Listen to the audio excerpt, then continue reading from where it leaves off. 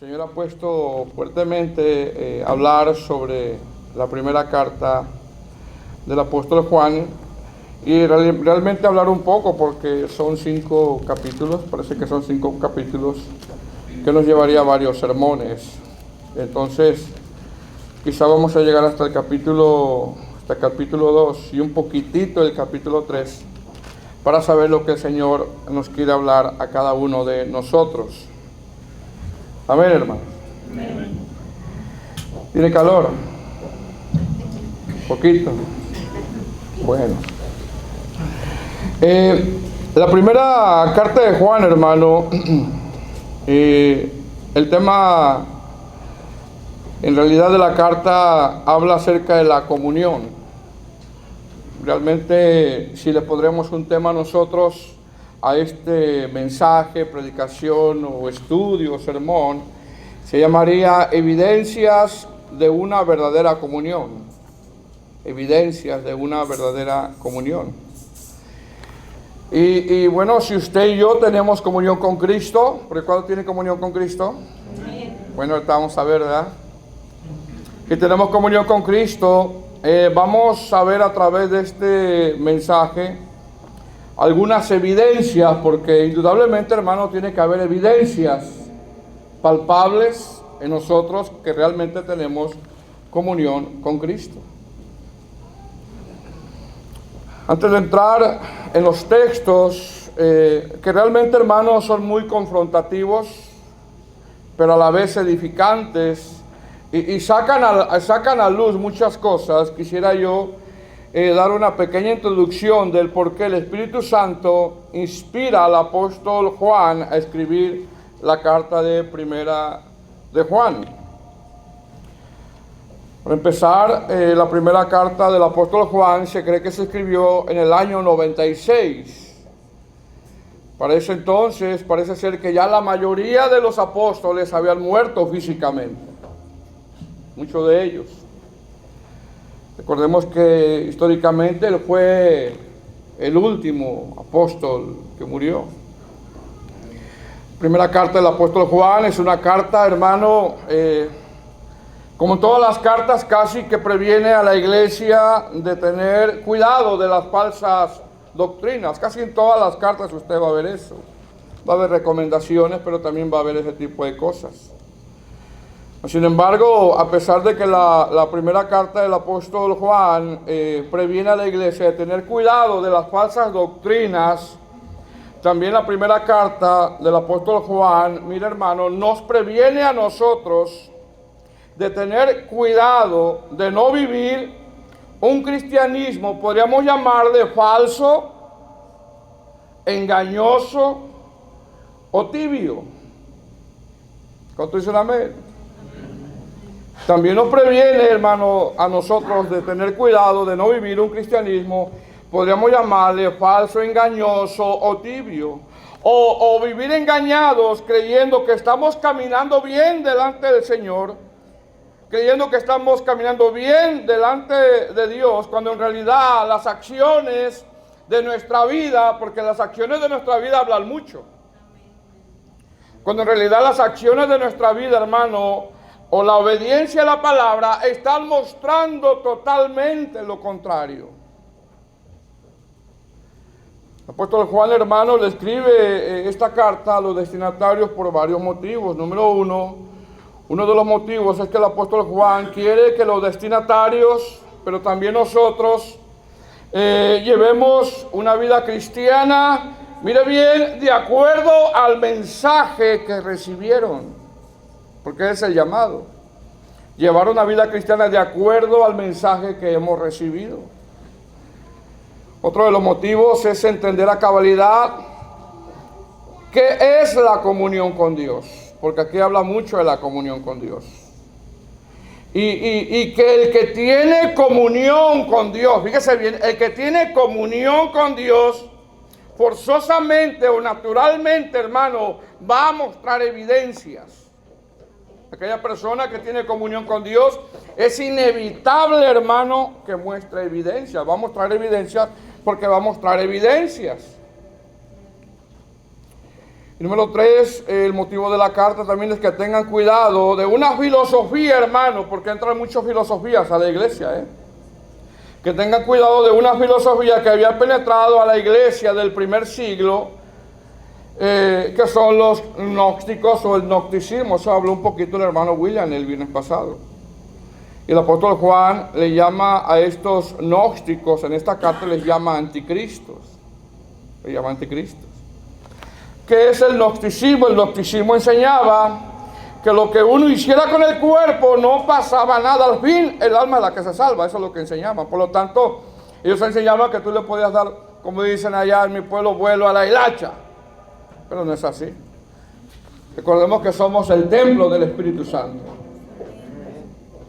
Sin embargo, o también el gnosticismo enseñaba que Cristo no había venido en carne. Eso enseñaba el gnosticismo, que Cristo no había venido en carne simplemente porque la carne es mala y pecaminosa, y entendemos nosotros que la carne es mala. Si usted le da vuelta a la carne, hermano, va a hacer y deshacer. Sin embargo,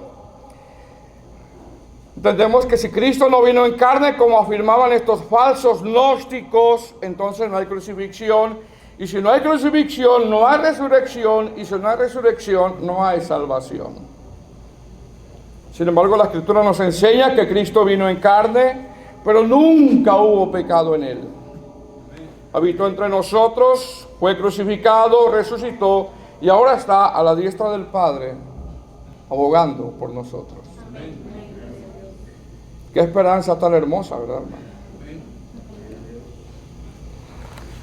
Algunos eruditos le llaman a esta carta también la carta de la comunión, en el sentido de la comunión que hemos de tener con Dios. Porque en esta carta, número 1, se ven condiciones para una buena comunión con Dios. Número 2, la conducta de aquellos que tienen una buena comunión con Dios. Número 3, se enseña cómo cuidar esta comunión. Y número 4, hay evidencias visibles, hermano. Evidencias visibles, palpables, de una verdadera comunión con el Señor. Y bueno, el día de hoy, como dije al principio, el tema es evidencias de una verdadera comunión, porque se nos tienen que ver evidencias. Por eso la pregunta que tiré al aire al principio, ¿cuántos tienen comunión, verdad?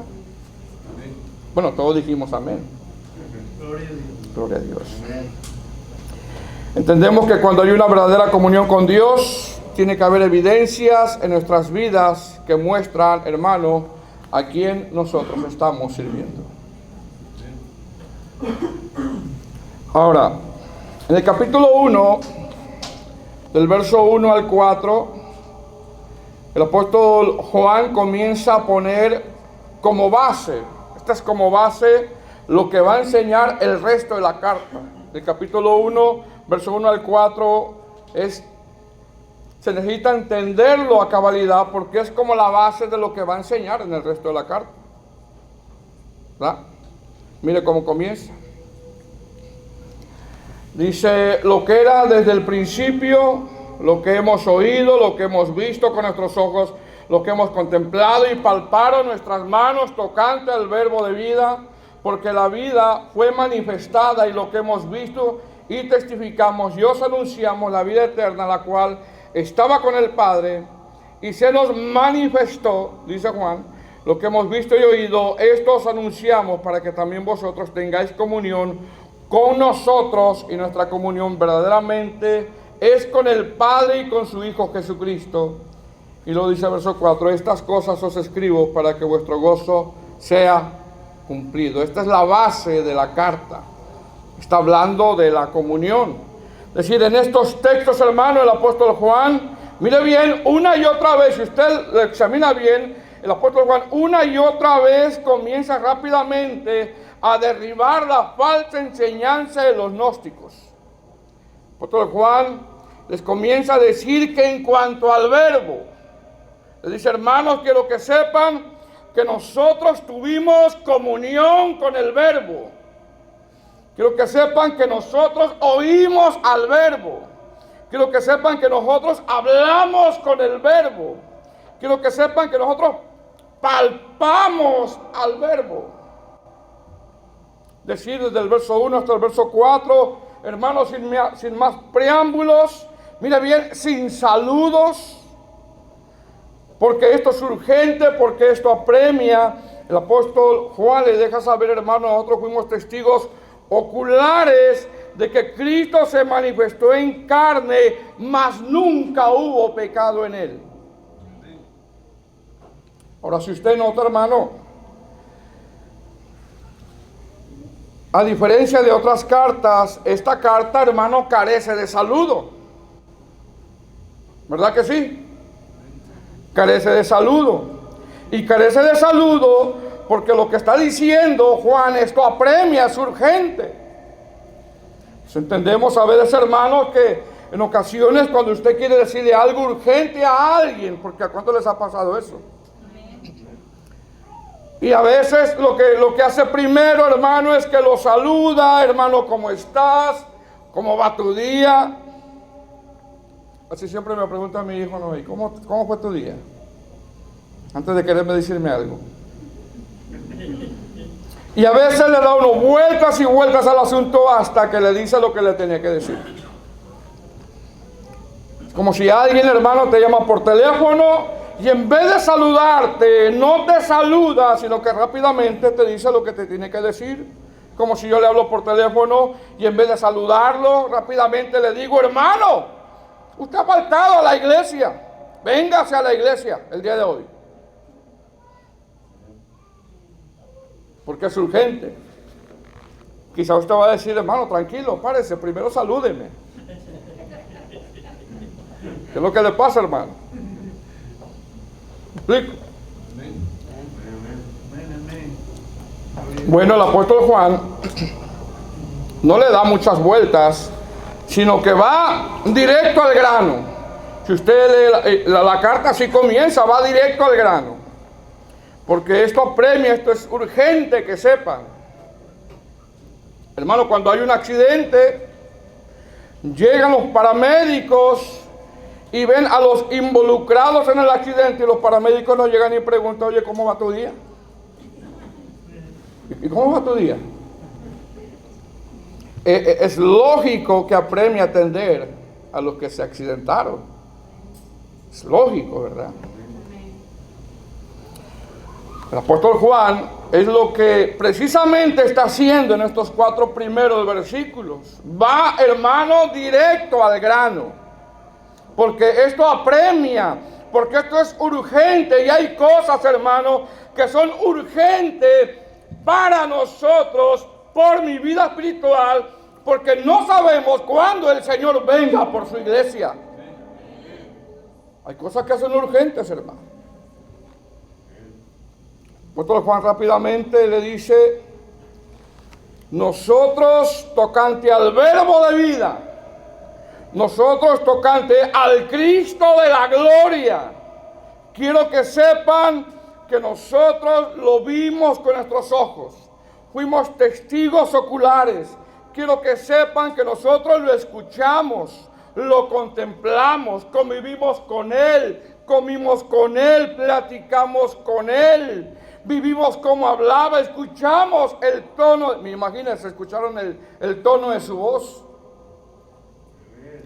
Sabíamos cómo era su mirada. Imagínense que te vea el maestro, hermano. Sabíamos cómo caminaba. Lo tocamos, lo palpamos, lo abrazamos. Y eso, dice Juan, testificamos nosotros. Sin saludos, rápidamente lo que les dice Juan.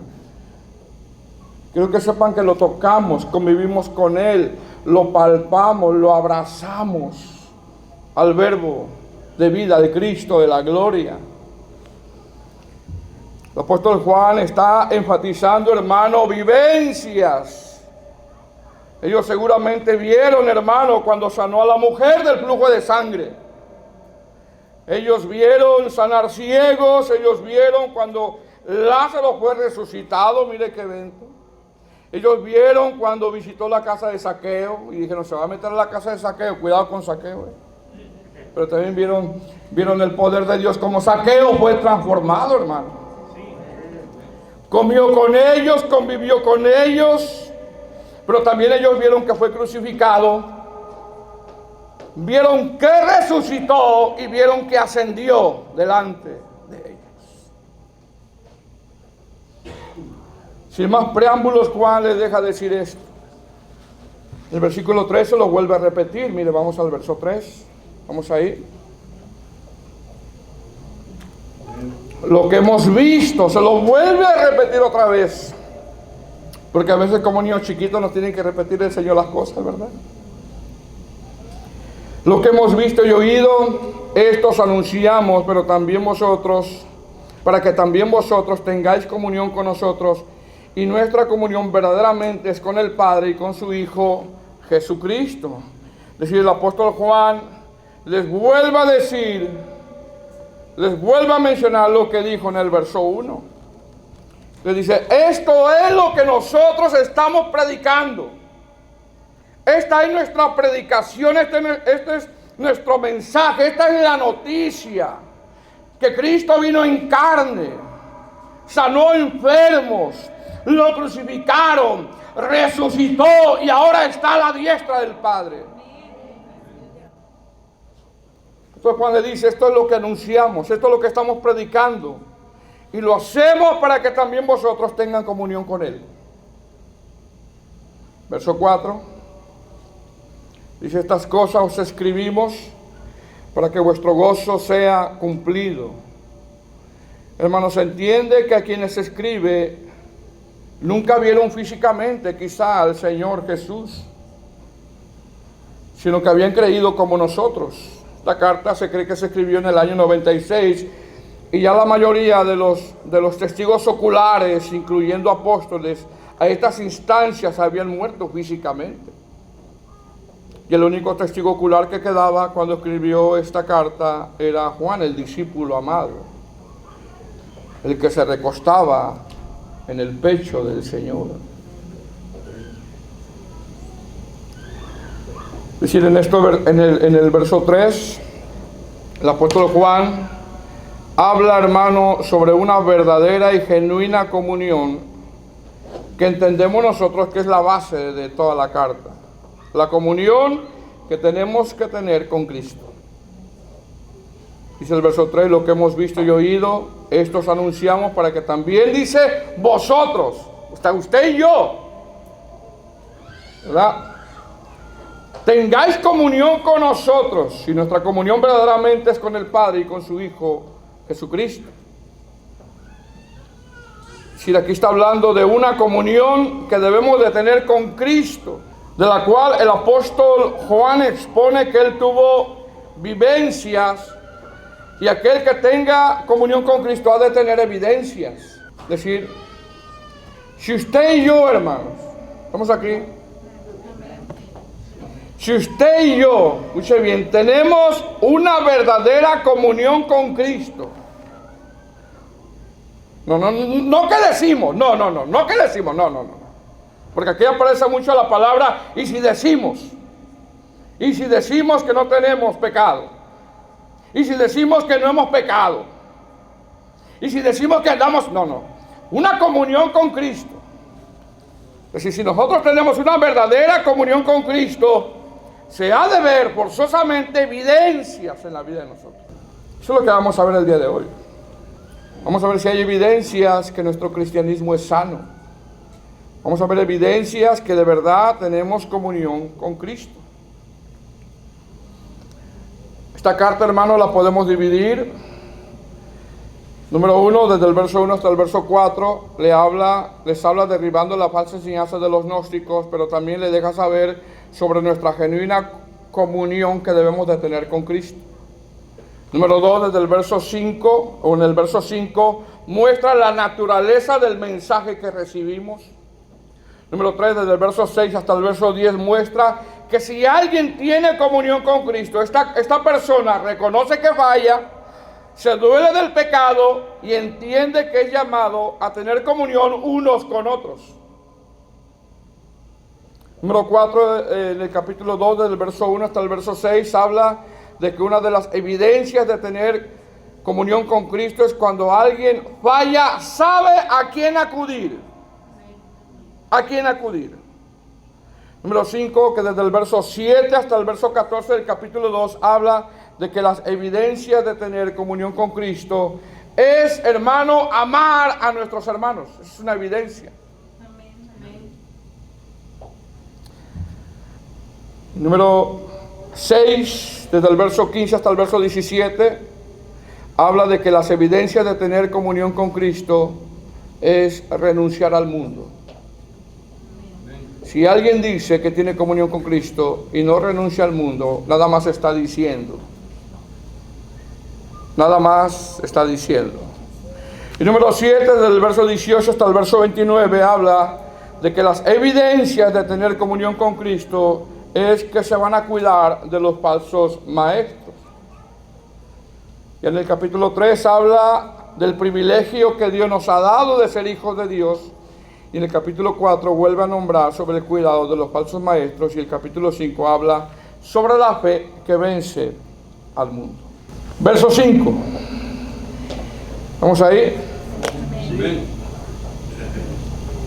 Dice, este es el mensaje que hemos oído de Él. Y mira lo que dice.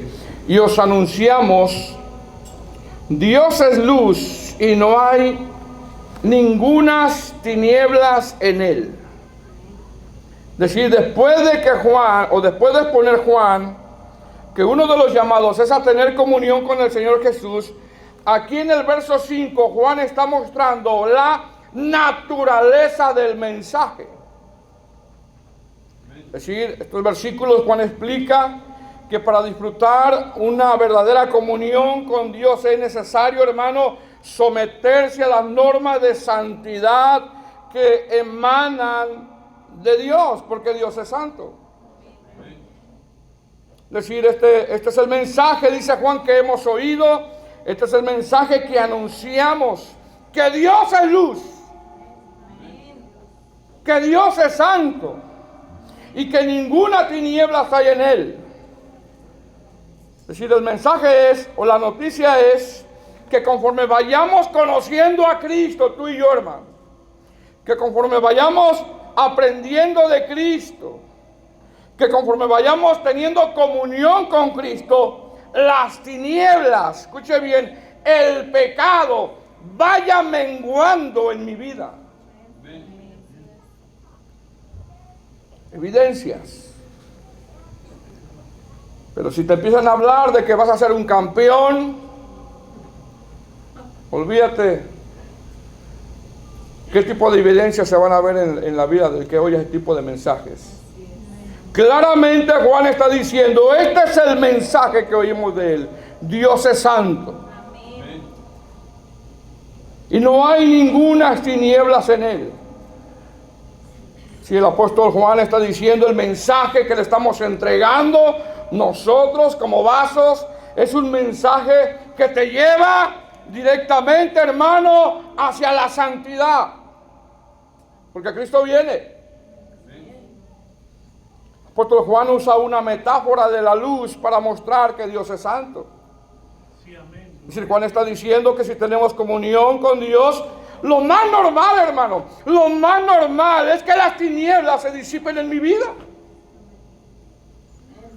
Que si yo digo yo tengo comunión con Cristo, lo más normal es que el pecado vaya menguando en mi vida. Eso es lo más normal. Y eso es lo que está poniendo Juan. Que las tinieblas se vayan disipando. Porque batallamos con el pecado. Pero esa comunión que tú tienes con el Señor, esa comunión que yo tengo con el Señor, lo más normal es que se vayan disipando las tinieblas, el pecado y cosas que vamos a ir viendo más adelante. El apóstol Juan expone que aquella persona que tiene una verdadera comunión con Dios se le han manifestado estas evidencias. Esta persona, hermano, puede decir que es cristiano, pero si no tiene evidencia de santificación, dirá chino, japonés, lo que quiera, pero no está mostrando un cristianismo genuino. como dicen en mi pueblo, de lengua me como un taco. Y luego le añaden diciendo, y me da 2 para llevar. Si yo digo que tengo comunión con ese Dios santo y no muestro santificación, yo puedo decir lo que yo quiera. Pero no estoy mostrando lo que estoy diciendo. Porque el mensaje, dice Juan, este es el mensaje que hemos oído y anunciamos. Esta es la noticia, dice Juan, que Dios es santo.